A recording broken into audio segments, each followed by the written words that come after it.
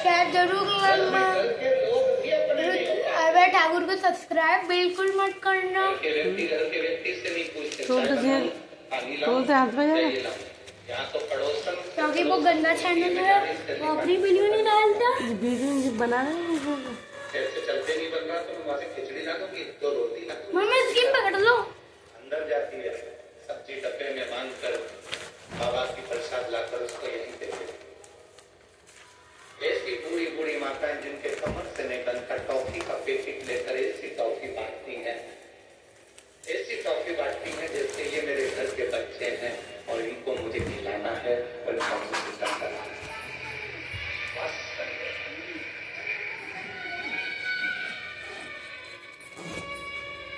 प्रेम दे दो।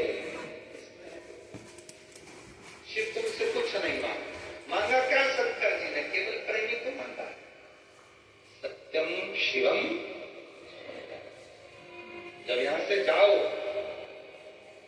बहुत पूछने वाले तुमको रेलवे स्टेशन पर भी मिलेंगे और पूरे नगर के लोग भी तुमसे पूछेंगे, ऑटो वाले भी पूछेंगे, गाड़ी वाले भी पूछेंगे, गांव वाले भी पूछेंगे, रोड पर चलने वाले भी पूछेंगे, दुकानदार भी पूछेंगे, सब पूछेंगे तुम तुम्हारे पापा के घर से जा रही हो, तुम्हें कैसा लग रहा है?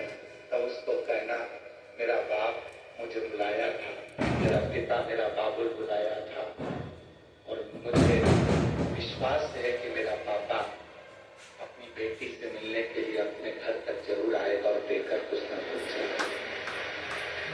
विश्वास।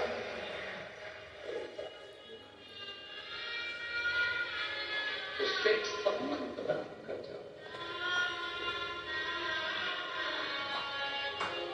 पार्वती शिव जी को ढूंढ रही, भगवान शंकर को। भगवान शिव कह रहे पार्वती क्या तू मुझे पहचान जाएगी, क्या मुझे तू ढूंढ लेगी?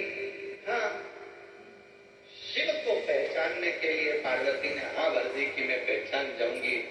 भगवान शंकर एक एक रूप बदल कर आते रहे और पार्वती मैया शिव जी को पहचानने लगी। भगवान शंकर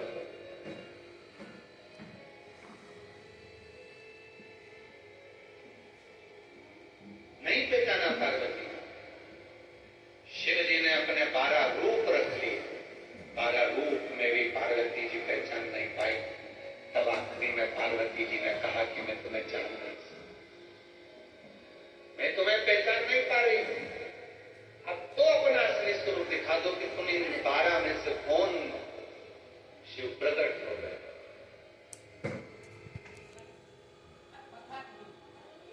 शिव प्रकट,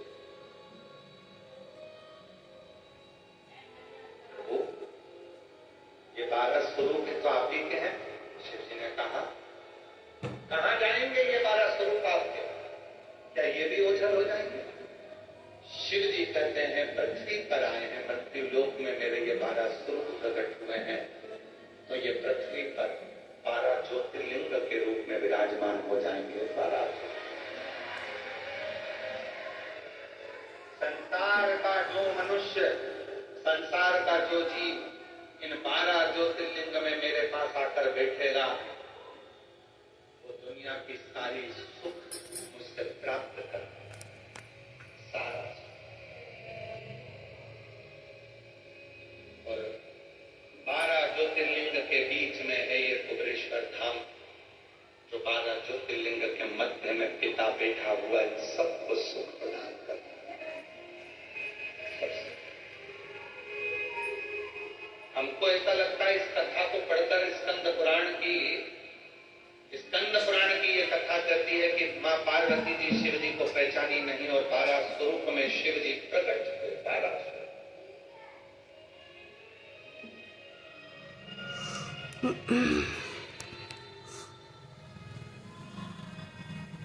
12 ज्योतिर्लिंग बन गए और शिव जी का जो एक स्वरूप और था 13वें नंबर का, जिसमें वो प्रकट हो गए, तो कह दिया था कि पार्वती ये 12 मेरे स्वरूप में 12 ज्योतिर्लिंग।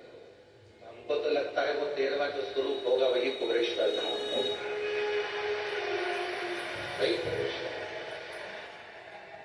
कि 12 ज्योतिर्लिंग में तो उन्होंने अपने स्वरूपों को विराजमान कर दिया और 13वां जो था स्वयं शिव 12 ज्योतिर्लिंग के मध्य में पुरेश्वर धाम में स्वयं विराजमान होकर बैठ गया, दर्शन कर गया। वही को जानना, वही कहे कि हम शिव को पहचान गए, समझ लेना पक्का झूठ बोल रहे हैं। कोई कहे कि मैं शंकर जी को जानता हूं, मैं शंकर जी की साधना इतनी कर ली, मैंने शंकर जी की आराधना इतनी कर ली। कोई कहे बहुत आडंबर करने वाले, ढोंग करने वाले, प्रपंच करने वाले मिलेंगे जो कहेंगे कि मैं शिव जी की इतनी साधना करता हूँ, मैं शंकर जी की पूजन करता हूँ, मैं शंकर जी को इतने लोटे पानी चढ़ाता हूँ, मैं शंकर जी के ऊपर ये चढ़ा देता हूँ, मैं शंकर को वो चढ़ा देता हूँ, मैं शंकर जी के ऊपर इतनी हल्दी, इतना कुंकू चढ़ा देता हूँ, मैं शंकर जी पे घोल घोल के हल्दी और चंदन खूब चढ़ा देता हूँ, बाल्टी भर भर कर उड़ते जाता हूँ।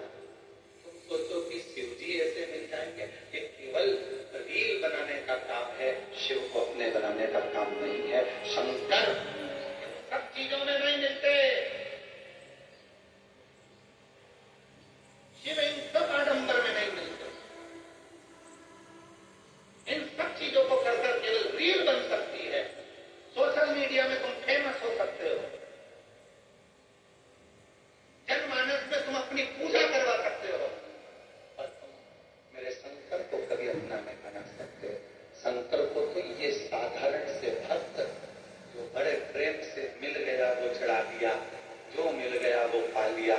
कंकर में शंकर को जो ढूंढ रहे बस ऐसे ही साधारण जो दिल से थोड़ा सा पानी लेकर शिव को प्रसन्न कर लेते हैं, पड़ी हुई बेलपत्र को धोकर चढ़ा देते हैं, मंदिर में झाड़ू पोछा कर लेते हैं, कोई रील नहीं, कोई आडंबर नहीं, इनको शिव